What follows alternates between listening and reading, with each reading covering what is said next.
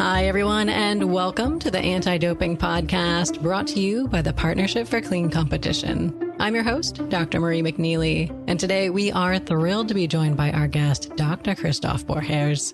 Listeners, Christoph is a full member in the McGill Centre for Translational Research in Cancer, Senior Investigator at the Lady Davis Institute for Medical Research, Director of the Segal Cancer Proteomics Centre, and Professor in the Department of Oncology at McGill University. And today, listeners, we're looking forward to discussing his research in the area of proteomics and some of the important applications of his work in anti-doping. So, Christoph, welcome to the show today. How are you? Hi, Mary. Yes, I'm very good. Thank you so much. I hope you're well as well. I'm doing quite well. I appreciate you asking, and I appreciate you spending time with us today to talk more about your career and more about your work. And perhaps we can start by talking a little bit more about your background and your story here, Christoph. Can you share, how did you initially get interested in science, and how did you find your way to your current positions there at McGill? I need to say, it started when I was young. I was a student who rather played soccer than doing the study.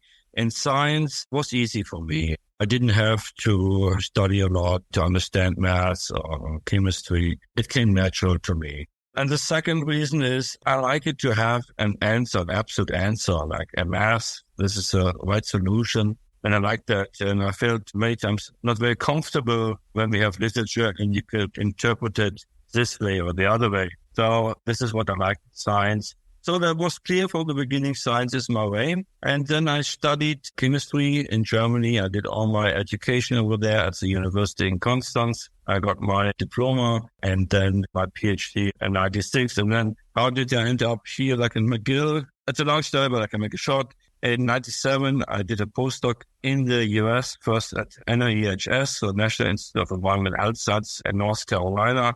Then all of a sudden, like this proteomics came up, which was wonderful because I left Germany since there were no jobs in my field. They told me, actually, you never will find a job. They told me directly, it's a stupid idea to study proteins or peptides by mass spectrometry. So I moved the entire family to North Carolina at NIEHS, did my postdoc, and then proteomics came up, and I got some offers in Europe, but we liked it in North Carolina, we stayed. And then I got recruited by the University of North Carolina, UNC Chapel Hill. I moved then from the Research Triangle Park to Chapel Hill, not a big move. Then I was until 2006, and then I got recruited by the Canadians, and I really liked in particular the funding agency, Genome Canada, how they're supporting technology development, and this is really what I like to do. And so I moved then from North Carolina to Victoria, and we spent many years on technology development and showed that proteomics is very reproducible and can be applied to solve biological and biomedical questions. However, the University of Victoria doesn't have a medical school. The next one is in Vancouver, but between Victoria and Vancouver is a lot of water. So I did have some collaborations, but it's better if you are really in a medical school. And then I got recruited by McGill. It's also a long story how that happened. But at the beginning, they were quite surprised how much money it cost to build up a proteomics center. So we decided to do it slowly, and we had then a 50-50 split between UVic and Montreal, McGill. And over 5 years, I built up the proteomics center at the LDI, the Lady Davis Institute. And then I decided to move my affiliation to 100% to McGill because I thought now it's the right time to apply the technologies we have developed to really solve biomedical problems. And this is what I could do very well, much better in Montreal because I am in the Department of Oncology and I'm working directly with pathologists and clinical researchers. It sounds like you found a good fit there at McGill University. And for listeners who might be outside of your field and maybe not very familiar with proteomics, can you tell us a little bit more about, in general, what proteomics is and what quantitative proteomics is?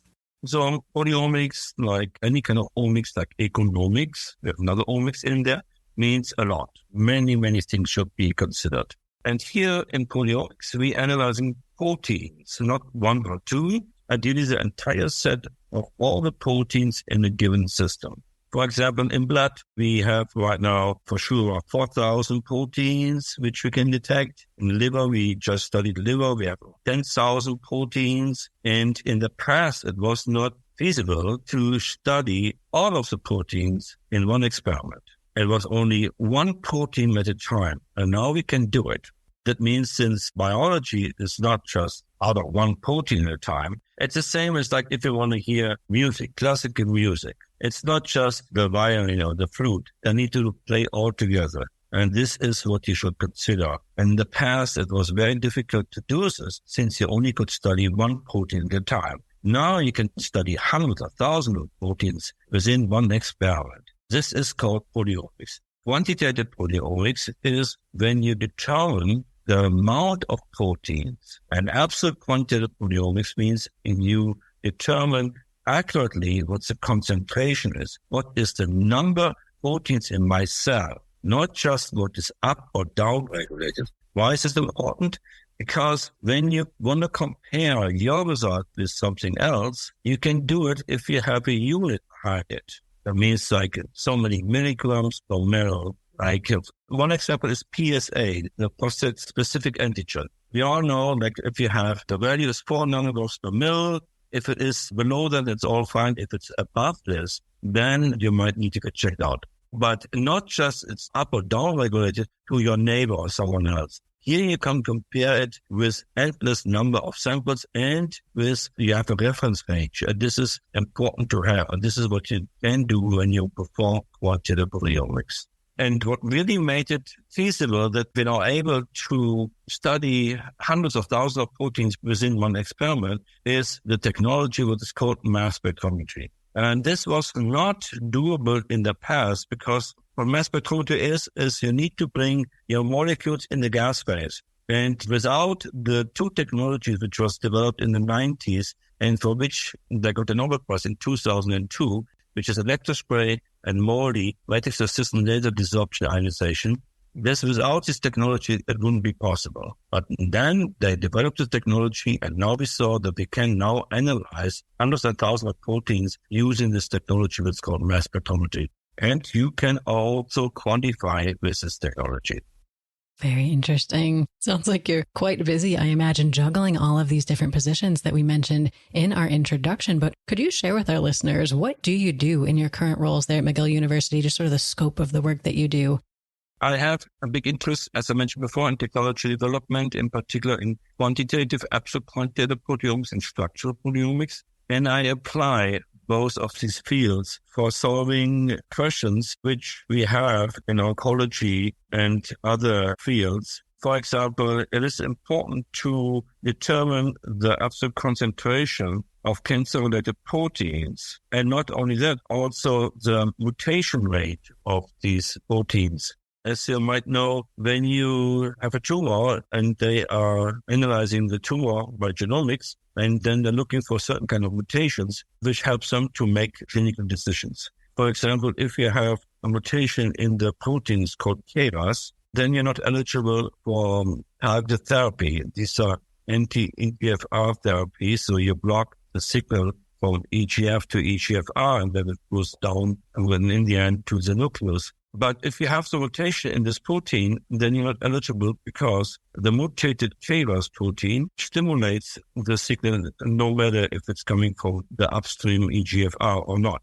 But what is important is you need to determine how much of the mutation is really there. And genomics is not really doing this or cannot really do this, but we can. So we have developed assays for that and have shown that in some of these patients, yes, you have 100% mutation. So you're not eligible for EGFR treatment. But in some of these patients, there's only minimal, 10%. We had one patient, only a 10% mutation rate. That means like ideally a combined therapy would be more suitable. It's chemotherapy for the KRAS mutation and targeted therapy for the wild type. So this is one example where we want to go, and I think it has really clinical application. I can give you many, many more, maybe one more.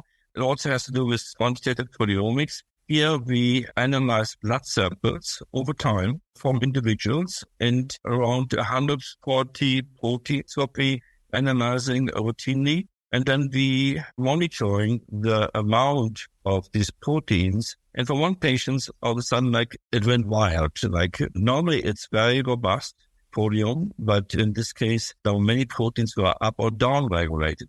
And these proteins, they were involved in cancer. This was a flag for us, and we asked this person to get checked out. And this person did. She went to the doctor, and they found a lesion in the pancreas, which would turn into pancreatic cancer stage 1. So this was really early on. And this is a good example how important it is to analyze the blood proteome to detect early on diseases. Well, I think these are fantastic examples, Christoph, and I really like these specific ones that you use that kind of highlight the clinical importance of proteomics for selecting the appropriate therapy for cancer and this early diagnosis of cancer. But I guess, how did you get introduced to the field of anti-doping and maybe discover that your expertise in proteomics was so relevant in this field as well? Yeah, it's many things in life. Most of the stuff that happens by accident. Mm-hmm. So I was visiting John Yates in San Diego. And John is, I think, an advisor for the Partnership for Clean Competition. And he said, I know that you have a lot of experience in developing quantitative proteomics for plasma proteins. And I think you can use it as well for anti-doping for PCC. And I had no idea what it is first. And he explained it and said, like, yes, I can see it. The hypothesis is that if there is a doping is going on, the blood proteome might change. And since we're not looking for 1 or 2 proteins, we're looking for hundreds of proteins. So this is how I got into the anti-doping research. I think that's wonderful. And you mentioned earlier that you had a passion for soccer in your younger years. Did this sort of bring sport back into your life in at least a small way? Yes, and it was fantastic. We have in Germany only one sports university. It is in Cologne. And I worked there with Mario Tebes, who is, as you know, like very much involved in anti-doping research. And I was visiting him once, and it was fantastic to see it at the campus, a lot of soccer fields. And I was remembering what I did when I was young. I think that's wonderful. And you mentioned you were introduced to the Partnership for Clean Competition. And actually in 2018, Christoph, you were awarded funding from the PCC to examine quantitative proteomics longitudinally in blood in order to screen for this blood doping. So can you maybe give us a little bit of background and talk about the rationale for this particular project and why proteomics approach was so appropriate? So as you know, any kind of doping and also blood doping should have an effect on the blood proteome. Although this was the idea, but we need to first show that the blood proteome is quite stable in healthy athletes. So we analyzed 28 samples from 10 athletes, and these samples were collected once a week, so it was like a half year. And then we quantified around 300 proteins from the samples. So samples were collected by so-called dried blood spot, which is like you poke in your finger, take out a certain amount of protein and put it onto a filter paper, which has some advantages. First of all, you don't need to have a doctor. You can literally do it by yourself. And it doesn't need to have this cold infrastructure. That means it doesn't need to be, first of all, it's plasma. You need to spin it down. You don't want to dose it. And then you don't need to put it into a fridge right away, or you don't need to freeze it. And so on. You can ship it as it is. Just like put it into a plastic bag with a descent in there that doesn't get moisture in there.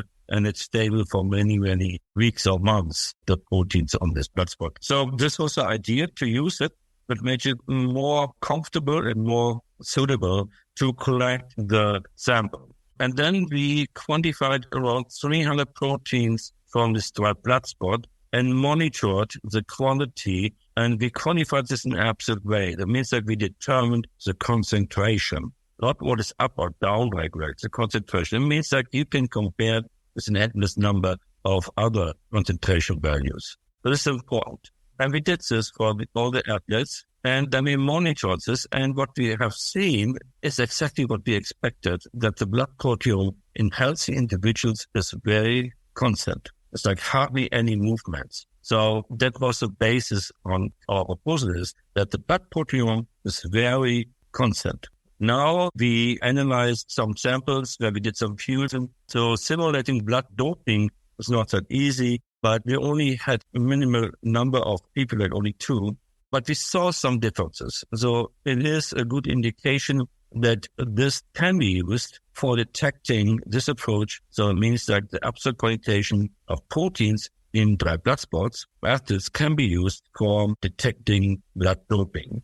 What is it? It can be, we showed, it is very robust, which is number one, very important. And the second one is like we need to really show that we saw differences and we need to validate these differences. But that was the end of the grant and would be fantastic if we can continue working on this.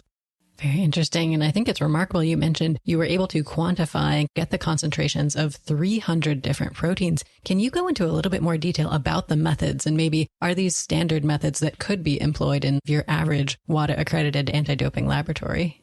Yeah, so we're using mass spectrometry for analyzing these samples. And we're using a technology which is called multi-reaction monitoring, short MRM. This is a technology which is decades old, that is being used by the pharmaceutical industry for many, many years to determine the drug in your blood. But now we can use the same technology for quantifying proteins in your blood. We're not measuring proteins, we're measuring peptides, which we're making out of the proteins by proteolysis. And so we chop it up in smaller pieces. And then we're measuring the peptides. What is important is that we have for each peptide, what we are measuring, internal standard. And this internal standard is isotopically labeled. It's the same sequence as the endogenous peptide. However, there's one amino acid residue in there, which is isotopically labeled. That means it has a slightly higher mass. And that's it. Everything else is exactly the same. We're synthesizing this isotopic labeled peptide, and then we're characterizing the peptide using different approaches so that we have, like in the end, we know exactly the purity and the total amount. So then we have a standard, we know exactly what is in there, and we spike it in. So for example, like we spike it in 10 femtomoles, so like 10 nanograms per mil, and if its intensity of the endogenous is exactly the same height as this one, then we know the concentration of the endogenous. It is that simple in the end. And mass spectrometry can do this in a highly multiplexed way. With the latest machines, we can measure over 100 dials each time at any second. I think that's remarkable. And perhaps to summarize, what are maybe some of the benefits and perhaps importantly also, what are some of the limitations of this multiple reaction monitoring or MRM mass spectrometry? So the benefit is that you can do it in a highly multiplex way. When you do, for example, when you go to the doctor and he is doing your blood test, he is looking also for proteins, but only a handful of proteins. Here we're looking for many, many more proteins, hundreds of proteins, and we can go in deeper. We can do thousands of proteins, up to 4,000 of proteins. That is absolutely doable. And it can be done in a very fast manner, like within an hour. And also, then it can be used for monitoring the health status of this person, including any kind of disruption of the proteome, which might be done because of doping. Well, that makes sense. And then are there limitations or things that maybe you struggled with in developing this approach for this particular application? The limitation is still we can recover a concentration range of 6 orders of magnitude. That means like what is very highly abundant proteins like albumin, that milligrams per mil can be detected and qualified, as well as proteins which are at nanograms per mil. These are 6 orders of magnitude in between. But if you want to go deeper down, then we cannot do it right now. But in modern instrumentations, the instruments are getting faster and they're getting more sensitive. They really telling us that we can detect these proteins which are not accessible right now for us, they can be detected. If it needs to be detected, then we can use a certain kind of enrichment. And we just got a paper published where we showed this. We use a fractionation technology, and there we can see twice as many proteins as we could see before. So limitation right now is we are very sensitive, but we need to be more sensitive. We can overcome this by a new technology. That means that many from the vendors of these machines, they're going into this direction that they're getting more sensitive, or B, developing new approaches, including fractionation, that really allows us to dig deeper into the proteome. Certainly. Well, I think this is definitely an exciting area to watch in anti-doping. And You highlighted that some of the key findings so far in this line of research are that the blood proteome is very stable in healthy, clean athletes, and that there are likely changes then in athletes where you were kind of spiking these samples with known amounts of a blood doping agent. Can you talk about what do you see in these 300 or so proteins that you're measuring? What are the flags or the things that you see that indicate that doping has happened? There were only 2 proteins that showed different concentration based on the fusion, but we need to follow this up. We only have like a limited amount of samples, but it really shows there is an indication that through blood doping, the blood proteome is going to change. What I see is like when we talk about athletes, these 300 or even more proteins that can be used, and they can be used to characterize an individual person. So this is my blood proteome. And it should go into the biological passport, what they have right now.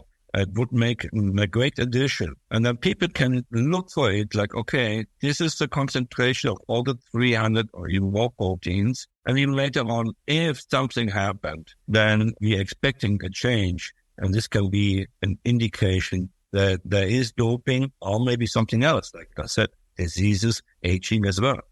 Certainly. And I think you brought up a good point just now. So we mentioned, of course, that the blood proteome is stable in healthy athletes, so it doesn't change much within a person over time. But how do these proteomes compare, I guess, across or between athletes? In this line of research and this sort of targeted blood proteome, almost fingerprint method, what do you see as the future for this in anti-doping? You have to say it, like it's a fingerprint. The blood proteome is a fingerprint for an athlete. We did a cluster analysis. So it means like you tell them, like, do you see a cluster? And it clustered all the proteome clustered around each individual. And we were so surprised when we saw this. So the blood proteome is specific for each individual. And I think this can be used as a fingerprint. And first of all, like it is an identifier for this person. Okay, you give me your blood samples. First of all, is it really you? Yeah. It's as you know, like in doping, sometimes you're not getting the samples from the person you thought you got. And it's clearly an identifier. And then when we show this over time, we did this like every week. So it should be done every 3 months or 4 times a year. And then you can see how the blood proteome is changing. Then you need to follow this up. Why did it change? Because what I said, like because of disease, because of aging. But we have shown it is very robust. And it can be, this is our hypothesis, can be used for detecting doping. I think that's really interesting. And I think really important, this point that you brought up of the potential to be combating this sample substitution, because you will know whether the sample came from the person you thought you were going to be sampling or not. So I think that's really powerful. Absolutely. So Christoph, what do you see as some of the next steps for this line of research? We have shown it can be used. Now we need to analyze more samples for more athletes. And I don't know if you know this, but we also have been awarded by WADA to analyze also the proteome, the blood proteome from blood spots for athletes. They trained at lower altitude at sea level, and then they went for training at higher altitude. And we are just starting this. It's a sample cohort from Denmark, some bicycle rider. They are went for training to the Alps. And we have blood spots from them. And here we would like to see how the blood proteome is changing based on the training at higher altitudes. And this also, it's good because it needs to be figured out. So okay, the blood proteome changed because I was 3 months in the Alps and was bicycling over there instead of having blood doping. And we hope that we find some markers which clearly shows, yes, these markers are unique for training at higher altitude.